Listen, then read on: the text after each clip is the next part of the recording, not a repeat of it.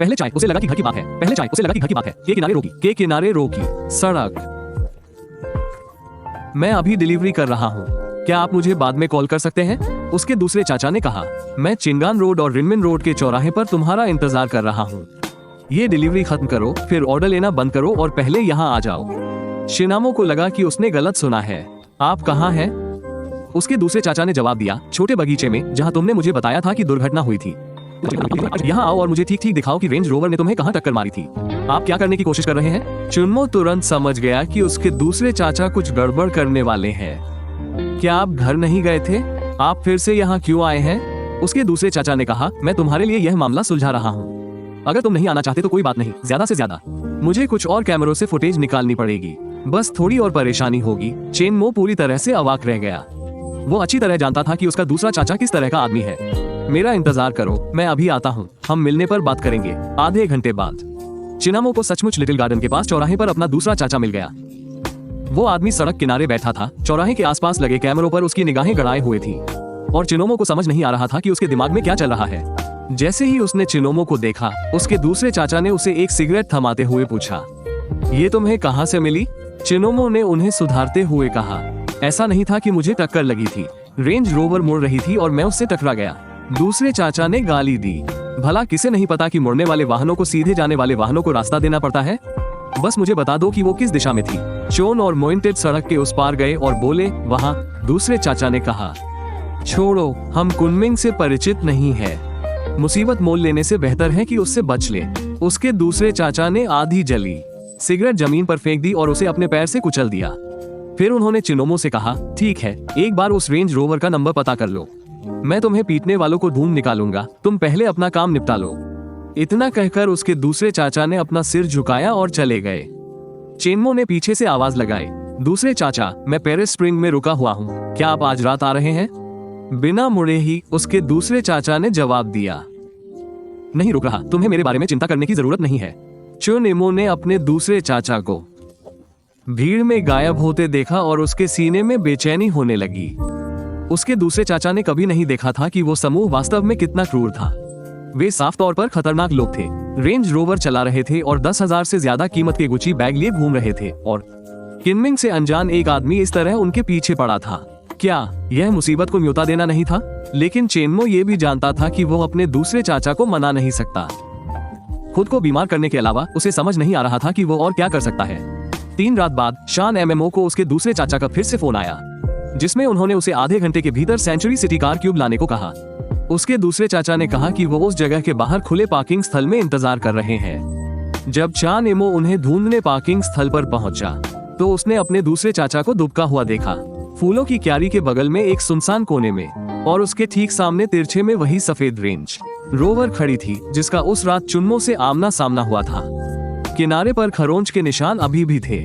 शुनेमो अपने दूसरे चाचा की काबिलियत देखकर सचमुच हैरान था। उसे समझ नहीं आ रहा था कि उस आदमी ने उसे कैसे ढूंढ निकाला। बेचैनी महसूस करते हुए वो उन्हें समझाने की कोशिश किए बिना नहीं रह सका। उद्धरण चिन्ह, दूसरे चाचा, रहने दीजिए, इसे और बड़ा मत बनाइए। उसके दूसरे चाचा ने सपाट स्वर में जवाब दिया, आज रात नहीं, हम इसे वापस लेकर आएंगे। शुनेमो ने चारों ओर देखा। हालांकि रात के काफी दिन बीत चुके थे, फिर भी इलाका चहल पहल से भरा था। यह वाकई हिसाब बराबर करने की जगह नहीं थी। उसके दूसरे चाचा ने चुन्मो को महंगी सिगरेट का एक पैकेट दिया, फिर पास में ही एक ब्लैक सेंटाना की ओर इशारा करते हुए कहा, अंदर बैठो, आराम से बैठो और इंतजार करो। कार में बैठते ही चिनामो घबराने लगा। यह एंटीना कम से कम 10 साल पुराना था और बुरी तरह टूटा फूटा लग रहा था। ड्राइवर की सीट के दाईं ओर सीट के पास एक स्टील का पाइप सीधा खड़ा था और उसका एक सिरा पट्टियों से लिपटा हुआ था, जिससे साफ पता चल रहा था कि यह आज रात के लिए तैयार किया गया औजार था। चिनामो खुद को बिल्कुल शांत नहीं कर पा रहा था। हालांकि वो उन लोगों से नफरत करता था जिन्होंने उसे तंग किया था, लेकिन अगर किसी को पलटवार करने की बात आती तो वो अब भी घबराया हुआ था, डरा हुआ। उसने अपने दूसरे चाचा को और झगड़ा न करने के लिए मनाने की फिर से कोशिश की, लेकिन उस आदमी ने उसकी बात पूरी तरह अनसुनी कर दी। चिनामो मानो खुद से ही बात कर रहा था। लगभग 9:15 बजे मुख्य निशाने आखिरकार आ गए। वो आदमी जिसने उसे उस रात पीटा था वहां था, और शिनुचू भी, वो औरत जिसका कार में उससे आमना सामना हुआ था। दोनों साथ साथ रेंज रोवर की ओर चले। शिनुचू के पास अब भी गुची का बैग था, लेकिन वो वही बैग नहीं था जो उसके पास उस रात था। वो आदमी ड्राइवर की तरफ गया और दरवाजा, उसके दूसरे चाचा ने ठंडे लहजे में पूछा। वे दोनों, चिनामो ने कहा। छोड़ो, दूसरे चाचा थोड़े अधीर लग रहे थे। बकवास बंद करो, बस मुझे हाँ या ना बताओ। चुन और मो ने गहरी सांस ली और धीमी आवाज में जवाब दिया, हाँ। उसके दूसरे चाचा ने और कुछ नहीं कहा, बस अपनी निगाहें रेंज रोवर पर टिकाए रखी। रेंज रोवर स्टार्ट हुई और धीरे धीरे पार्किंग से बाहर निकली। उसके दूसरे चाचा ने भी अपनी खस्ताहाल सैंटाना स्टार्ट की और उसके ठीक पीछे चल पड़े। पूरे रास्ते चुनमो बेहद तनाव में था। वो किसी से भी बेहतर जानता था कि दूसरा चाचा किस तरह की हरकतें कर सकता है। रेंज रोवर आगे बढ़ी, कई मोड़ लिए। दूसरी रिंग रोड से उतरकर एक अपेक्षाकृत सुनसान साइड रोड पर चली गई। रेंज रोवर को ओवरटेक करते ही उसके दूसरे चाचा ने स्टीयरिंग व्हील को जोर से घुमाया, अचानक ब्रेक लगाया, जिससे सैंटाना सड़क पर तिरछी होकर सफेद रेंज रोवर का रास्ता रोक दिया। सच कहें तो रेंज रोवर का ब्रेकिंग सिस्टम बेहतरीन था। किसी और कार में होता तो शायद अब तक टक्कर हो चुकी होती। रुकने के बाद उसके दूसरे चाचा ने जल्दी से बाहर निकलने की कोशिश नहीं की। इसके बजाय उन्होंने आराम से अपना सिर नीचे किया और एक सिगरेट जलाए। रेंज रोवर की ड्राइवर, वही आदमी जिसने उस रात चेन्नेमो को पीटा था, गाड़ी से बाहर निकला। पहले तो वो गुस्से से भड़क उठा और सैंटाना के ड्राइवर साइड के दरवाजे तक जाकर उसे जोर से लात मारी। फिर गालियां देने लगा, क्या तुझे गाड़ी चलाना आता भी है, कमीने? उसका दूसरा चाचा अपने दाहिने हाथ में जलती हुई सिगरेट को होठों के बीच दबाए, अपने बाएं हाथ में पहले से तैयार स्टील का पाइप पकड़े। सैंटाना का दरवाजा खोला और जोर से धक्का देकर खोल दिया। दरवाजे के बाहर खड़ा आदमी सीधे पाइप की चपेट में आया और कई कदम पीछे लड़खड़ा गया। स्टील का पाइप लिए गाड़ी से बाहर निकला, बिना कुछ बोले हाथ में, और सीधे आदमी के सिर पर वार किया। आदमी ने इंस्टिंक्टिवली अपना बायां हाथ ऊपर उठा लिया, लेकिन इससे पहले कि वो खुद को संभाल पाता, उसके दूसरे चाचा का पैर उस पर पड़ चुका था। आदमी 2 कदम पीछे लड़खड़ाया और फुटपाथ पर गिर गया। वो अपने दूसरे चाचा की मौजूदगी से पूरी तरह से अभिभूत था। जमीन पर पड़ा हुआ था और उन्हें घूर रहा था। उसका चेहरा पीला पड़ गया। वो एक शब्द भी बोलने की हिम्मत नहीं कर पा रहा था और उसके अंदर जो थोड़ा सा घमंड था वो गायब हो गया था। शान यूचू यात्री सीट से उतरी और जल्दी से उस आदमी के पास गई। वो उसके बगल में बैठ गई और घबराकर पूछा, आप कैसे हैं? क्या आपको चोट लगी है? इन 2 सवालों के बाद उसने अपना सिर उठाया, शुनमो के दूसरे चाचा की ओर देखा और पूछा, आप क्या कर रहे हैं? तुम लोगों को क्यों मार रहे हो? चुनमो के दूसरे चाचा ने अपने बाएं हाथ की उंगलियों के बीच सिगरेट पकड़ी हुई थी। बिना मुड़े ही उन्होंने कहा, मोमो इधर आओ, तुम इससे कैसे निपटना चाहती हो?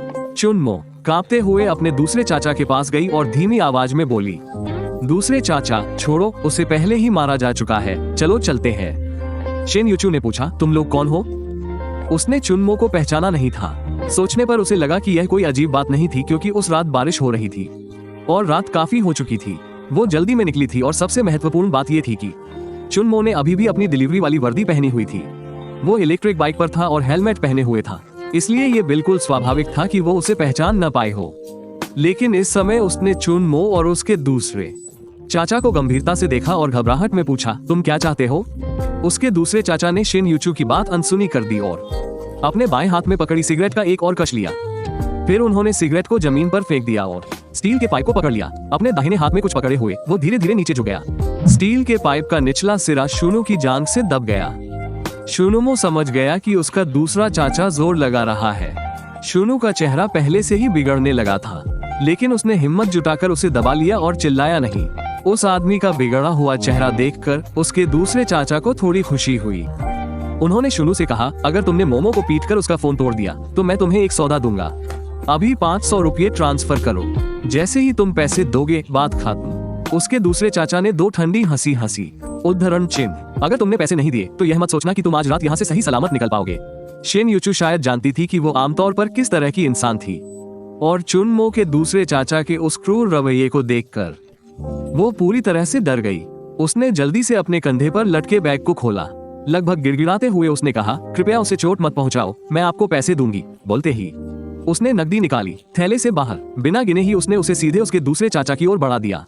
उद्धरण चिन्ह, मुझे तो पता भी नहीं कितना है, यहाँ है, मैं तुम्हें सब दे रही हूँ। चेनमो के दूसरे चाचा ने उस पर एक नजर डाली और कहा, काफी है अभी के लिए, चलो इसे यहीं